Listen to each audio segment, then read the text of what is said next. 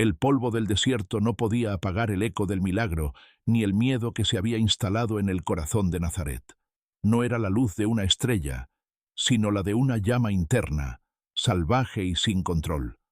En los evangelios que la ortodoxia eligió quemar, el niño Jesús no era manso ni humilde. Era un poder cósmico embotellado en carne mortal, y su gestación no fue solo santa, sino también aterradora. A la edad de 5 años, un incidente selló su destino y el silencio de sus padres. Jugando cerca del arroyo, Jesús modeló 12 gorriones de barro. Unos niños, envidiosos o tal vez simplemente asustados, lo acusaron ante su padre, José, de profanar el sabbat.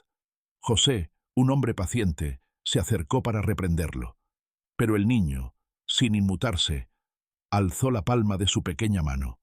«¡Oh, gorriones del aire!», exclamó su voz, demasiado profunda para su edad. «Idos y vivid». El silencio se quebró con el aleteo de 12 criaturas reales que abandonaron el barro y volaron hacia el sol. La multitud enmudeció. No era la acción de un profeta, sino la de un demiurgo menor, un creador de vida que no pedía permiso a las leyes de la física, sino que las reescribía a voluntad. El poder era volátil. Un día, un niño llamado Agabos corrió y chocó con Jesús. El niño Dios, molesto por la interrupción de su pensamiento, lo fulminó con la mirada. Las escrituras apócrifas registran el horror. Agabos cayó, inerte, su joven vida extinguida por la irritación de un infante divino. El pánico se apoderó de Nazaret. Los padres de Agabos, desesperados, confrontaron a José y a María, exigiendo una explicación por el terror que habían traído a su aldea. José, el carpintero, sentía el peso del cosmos sobre sus hombros. Había visto la luz que no era de este mundo, pero ahora temía el fuego que la acompañaba. Reprendió a Jesús con voz temblorosa, pero Jesús simplemente contestó: «¿Qué es vuestro problema? ¿No sabéis que no me pertenecéis? No veáis mis obras como un castigo, sino como una lección». Ese fue el momento en que María comprendió que su hijo no era solo el Mesías prometido. Era un experimento de la pleroma, el plenitud divina, un alma demasiado vasta para la jaula de la humanidad. El poder de dar vida y de arrebatarla residía en él, sin la madurez para controlarlo. La necesidad de disciplina oculta se hizo evidente. La reputación del niño creció como una sombra. Cada vez que era reprendido por un maestro o molestado por un compañero, el infortunado caía enfermo, o su mano quedaba lisiada. El maestro Zaqueo intentó enseñarle el alfabeto, pero Jesús lo desafió, preguntándole la naturaleza de la primera letra, no solo su forma, sino su esencia cósmica. Zaqueo, avergonzado y humillado, se desmayó y murió. La gente de Nazaret comenzó a rehuir la casa del carpintero, susurrando que el hijo de María era un hechicero, o peor, un demonio disfrazado de Salvador. José y María se vieron obligados a mudarse. En una aldea nueva, la madre de un niño que había sido maldecido suplicó a María que intercediera María, arrodillándose ante su hijo. Le rogó que revocara el hechizo. Jesús suspiró, el sonido de la respiración de un Dios cansado. «Sea», dijo, y al tocar al niño enfermo, el poder regresó. La enfermedad se desvaneció, y todos los que él había herido o matado accidentalmente en su infancia fueron levantados, como si la vida que había quitado fuera solo un préstamo. Era el primer acto de redención, la corrección de su propia, incontrolada divinidad. Esta infancia turbulenta culminó en la edad de 12 años. En el templo de Jerusalén, el joven Jesús no solo debatió con los sabios, les presentó mapas estelares y diagramas de energías que nadie había visto antes. Los rabinos, en lugar de maravillarse, se alarmaron. Vieron en él no la Torá, sino una gnosis peligrosa, un conocimiento que venía de fuera de los límites de Yahvé y la ley. A partir de ese momento, los evangelios canónicos caen en un silencio sepulcral, un vacío de casi 2 décadas. Pero los textos de la India, los evangelios de los esenios y los fragmentos coptos rellenan este hueco con una épica de viaje y metamorfosis. Jesús, o Isa, como algunos lo llamaron, no podía permanecer en Nazaret. El fuego requería un forja. María, bajo la guía de un misterioso anciano esenio, comprendió que su hijo debía ser adiestrado por quienes custodiaban los secretos de Cronos, el tiempo cósmico. El verdadero Padre así comenzó la gran peregrinación, la forja del Mesías. La primera parada fue Egipto. La Sagrada Familia no solo huyó de Herodes, buscaron los santuarios más antiguos de la magia y la alquimia. Según el Evangelio árabe de la infancia, al entrar en la ciudad de Sotinen, todos los ídolos de los templos paganos cayeron de sus pedestales, destrozados. Pero el verdadero secreto no estaba en derribar ídolos, sino en comprender su poder. Jesús pasó años en los templos ocultos de Hermópolis, disfrazado de acólito. Allí estudió la tabla de esmeralda no como una pieza de literatura, sino como un manual operativo del universo. Aprendió el arte de la transmutación y la jerarquía de los arcontes, las entidades astrales que, según los gnosticismos, mantienen a la humanidad encarcelada en el ciclo de la materia. El conocimiento que adquirió fue dual. Por un lado, la compasión esenia, por el otro, la fría ciencia cósmica de los egipcios. Su tarea no era simplemente predicar, sino romper el ciclo kármico de la tierra. La salida de Egipto fue dramática. No escapó, sino que disolvió la realidad que lo retenía, dejando tras de sí solo el aroma del incienso y el sonido de tambores lejanos. El rastro de Isa condujo hacia el este, siguiendo rutas comerciales olvidadas que llevaban hasta Cachemira y más allá. Esta es la época de la leyenda de Yud Asaf, Jesús, el santo de los hijos de Israel, un peregrino que enseñó la Torá con un profundo entendimiento del Dharma. En esta etapa, el fuego de Nazaret se mezcló con el agua de la iluminación. En el ashram de un maestro budista en las faldas del Himalaya, Isa se sumergió en el estudio de la vacuidad y el sufrimiento. Comprendió que el milagro de crear gorriones no era suficiente. Debía enseñar a la humanidad a crear su propia liberación. Su divinidad, en lugar de ser un arma, se convirtió en un lente para ver la ilusión. Sin embargo, el cambio más profundo ocurrió en un monasterio Jain en la India. Allí, confrontó la doctrina de la no violencia extrema. Su maestro oriental le preguntó, ¿cómo puede ser el Mesías y aún así permitir la violencia del destino? Y Jesús respondió con la única lección que la India no podía darle: el poder del sacrificio activo. La compasión era el camino, pero la confrontación era el método. Los viajes le enseñaron a Jesús que la verdad no pertenecía a ninguna tierra, sino al espacio entre las estrellas. Regresó al oeste a través de Persia, donde se imbuyó de la cosmología zoroástrica, la eterna batalla entre la luz, Ahura Mazda, y la oscuridad, Ahriman. Esto le dio el marco para su futura predicación sobre el reino de Dios y el reino de Satanás, pero con una diferencia esencial. Para Isa la batalla no era externa, sino interna. Cada alma era un campo de batalla. La ley del jardín, Génesis, era la trampa. La gnosis, conocimiento, era la llave. Al pisar de nuevo tierra de Israel, ya no era el niño milagroso, sino un hombre curtido por el conocimiento de 20 civilizaciones. Su mirada portaba la sabiduría del Nilo y el silencio de las cumbres. Tenía 30 años, y el crisol de Cronos lo había transformado en el vaso perfecto. Su misión no era solo cumplir profecías, sino iniciar la era de la conciencia cósmica. Su encuentro con Juan el Bautista en el Jordán no fue una simple inmersión, fue una transferencia de poder gnóstico. Juan, el último profeta de la ley antigua, sabía que su tiempo había terminado. En el Evangelio de los Hebreos, el Espíritu no desciende como una paloma, sino como una columna de fuego que envuelve a Jesús. Mientras Jesús emergía, el cielo no se abrió por casualidad.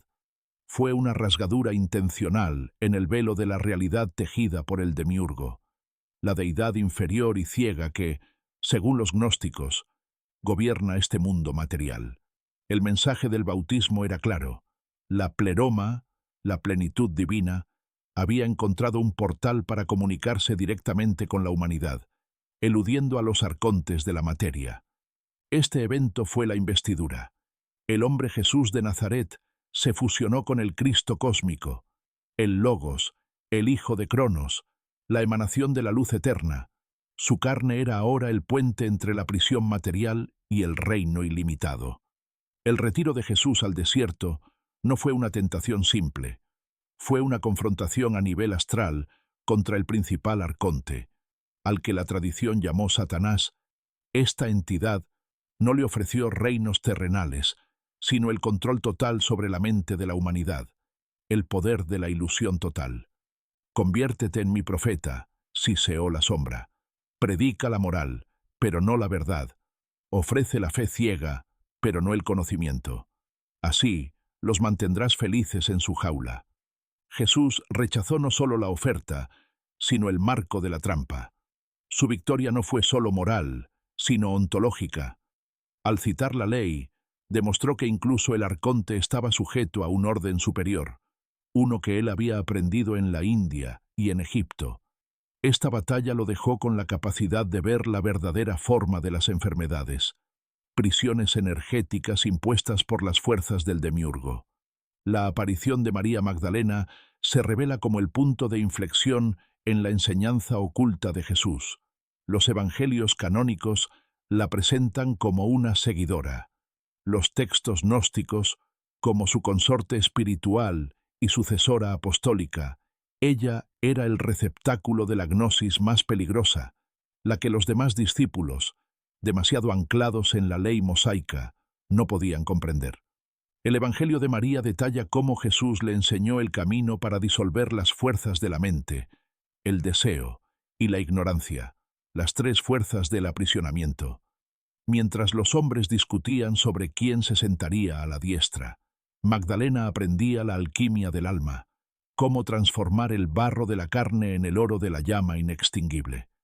Pedro, celoso, se quejaba: ¿por qué te ama más que a nosotros? Y Jesús respondía en el Evangelio de Felipe: ella era su compañera. La sabiduría, Sofía, se esconde en el deseo transformado. Ella no era solo una discípula, era la guardiana del misterio femenino de la divinidad, la Sofía que el demiurgo había encarcelado en el mundo. Los milagros de Jesús durante su ministerio público tenían un doble significado. El agua convertida en vino en Caná no fue solo un acto de generosidad, fue una demostración de la transmutación alquímica que el espíritu puede operar sobre la materia. El agua, la verdad incolora, fue transformada en vino, la embriaguez de la gnosis. La curación de los ciegos era la eliminación de la ceguera de los arcontes, permitiendo al alma ver el pleroma. La resurrección de Lázaro no fue solo devolverle la vida, fue enseñarle cómo salir de la tumba de la materia por su propia voluntad. Un ensayo general de la gran resurrección universal. Jesús operaba como un iniciador cósmico. Sus palabras eran llaves para abrir candados dimensionales, accesibles solo a aquellos que tenían oídos para oír. Pero la verdad completa era demasiado para el público, y la enseñanza secreta, la gnosis, se reservó para el círculo interno, especialmente para su gemelo, Judas Tomás.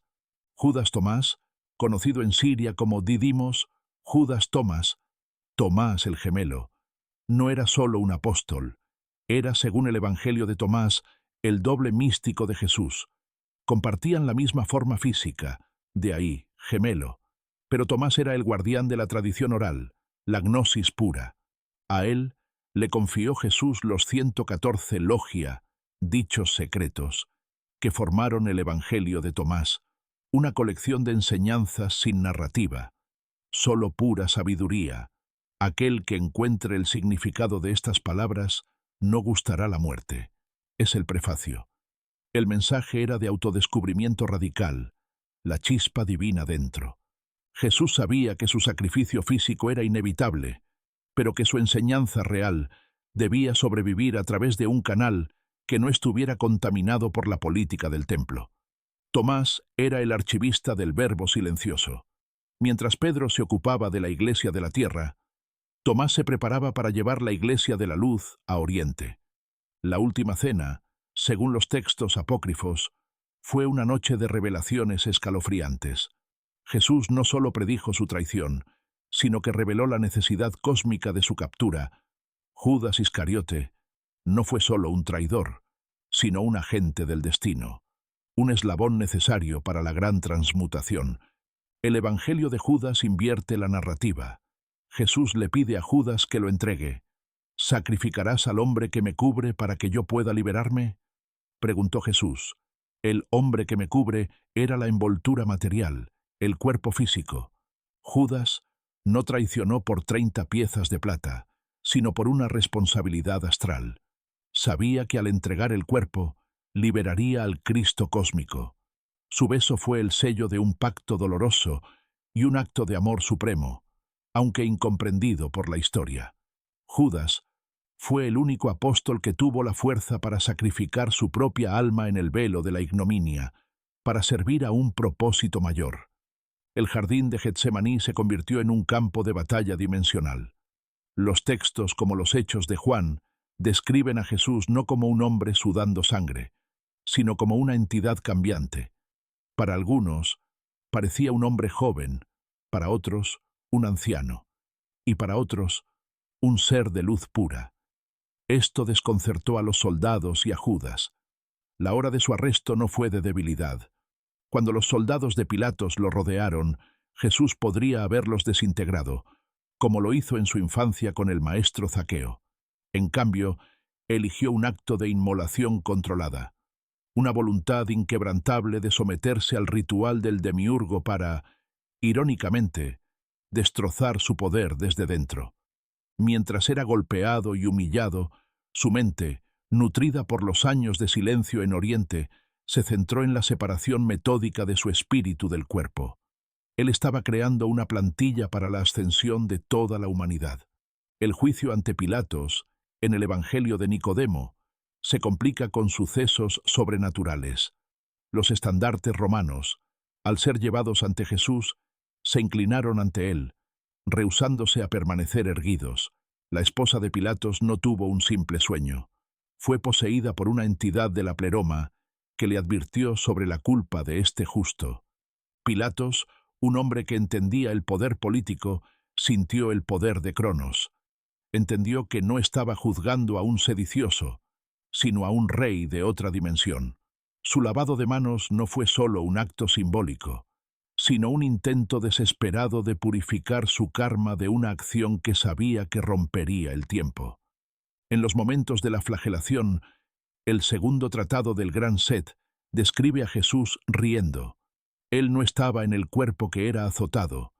Había proyectado un sustituto, un cuerpo de ilusión, mientras su verdadera forma, la del Logos, observaba desde el plano más alto, regocijándose de que el engaño de la carne estuviera a punto de ser expuesto. El camino al Calvario oculta la verdad más radical. No fue Jesús quien cargó la cruz, según algunas leyendas gnósticas, sino Simón de Cirene, quien fue imbuido de la forma ilusoria del Nazareno. El Evangelio de Pedro sugiere un cuerpo doble, uno sufriendo y otro observando. En el pináculo de la crucifixión, mientras la sombra se cernía sobre la tierra, el Jesús real se había liberado. El que colgaba era el Señor del misterio de la sombra, la envoltura humana necesaria para completar el ritual. Mientras tanto, en las alturas astrales, el Logos se enfrentaba a los arcontes finales que custodiaban el velo entre el mundo y el pleroma. Consumado es. No fue un grito de agonía, sino la declaración de victoria en la guerra cósmica. El portal a la ascensión había sido abierto, y el control del demiurgo sobre el destino humano estaba roto. La muerte no fue el fin de su misión, sino el comienzo de su operación más audaz, el descenso al Hades, la anastasis o harrowing of hell. El Evangelio de Nicodemo relata esta épica batalla en el inframundo, donde Jesús no solo liberó a las almas de los justos, Adán, Eva, los patriarcas, sino que encarceló al propio Satanás. Al llegar a las puertas de bronce del Hades, éstas se hicieron añicos ante el fulgor de su luz. Jesús, revestido de una armadura de Cronos, no pidió permiso. Entró como un conquistador dimensional. Su predicación a los muertos fue la gnosis de la liberación. Esta no fue una simple liberación de almas, sino una reestructuración fundamental del cosmos. Al romper la prisión de la muerte, Jesús destruyó el último y más poderoso control de los arcontes sobre el ciclo de reencarnación y sufrimiento de la humanidad. El precio del paraíso ya no era la obediencia, sino el conocimiento despierto. La resurrección fue un evento de pura alquimia biológica y espiritual. El cuerpo no se levantó de la tumba, se transmutó, disolviendo las cadenas de la materia y volviéndose un cuerpo de luz, capaz de pasar a través de las paredes y aparecer o desaparecer a voluntad. Las apariciones a los discípulos durante los 40 días siguientes son la clave del Evangelio, de la revelación final. Los textos como Pistis Sophia y el libro de Geu registran horas y días de enseñanza esotérica profunda, donde Jesús utiliza la geometría sagrada, los nombres de los ángeles y los misterios de las esferas celestiales. Ya no les habla con parábolas de semillas y ovejas, sino con términos de física cósmica. Les enseña el mapa del universo, las 13 eones, los velos de la ilusión que deben atravesar al morir, y las contraseñas secretas para engañar a los arcontes. La enseñanza más crucial fue sobre la caída de Sofía, sabiduría femenina, la entidad que, en el mito gnóstico, intentó crear sin su consorte, y cuya pena fue la creación de nuestro mundo defectuoso, el reino del demiurgo. Jesús reveló que su misión era redimir a Sofía, y con ella, restaurar el equilibrio entre lo masculino y lo femenino en la divinidad. María Magdalena no solo estaba presente, ella era la principal interrogadora, haciendo preguntas de un conocimiento tan profundo que incluso los apóstoles masculinos se sentían incómodos. Ella era la voz de la Sofía restaurada. Jesús les confió que el verdadero pecado no era la desobediencia, sino la ignorancia, agnosis. El verdadero Salvador no era él mismo, sino el conocimiento, gnosis, que él les había entregado. Cada persona, al encontrar el logos dentro de sí, se convierte en un Cristo potencial, capaz de su propia ascensión. El acto final de Jesús en la tierra fue la gran iniciación. Llevó a sus discípulos a la montaña, y frente a ellos se despojó de toda ilusión de forma física. Lo que vieron fue el Cristo, el Logos de Cronos, un ser de luz ardiente y abrasadora, cuyo mero resplandor casi destruye sus cuerpos físicos. Les mostró la monada, el Padre inefable y la fuente de toda existencia. En ese momento, comprendieron que toda la historia de Jesús, el niño prodigio, el viajero, el maestro, el crucificado, había sido una parábola maestra diseñada para sembrar la semilla de la gnosis.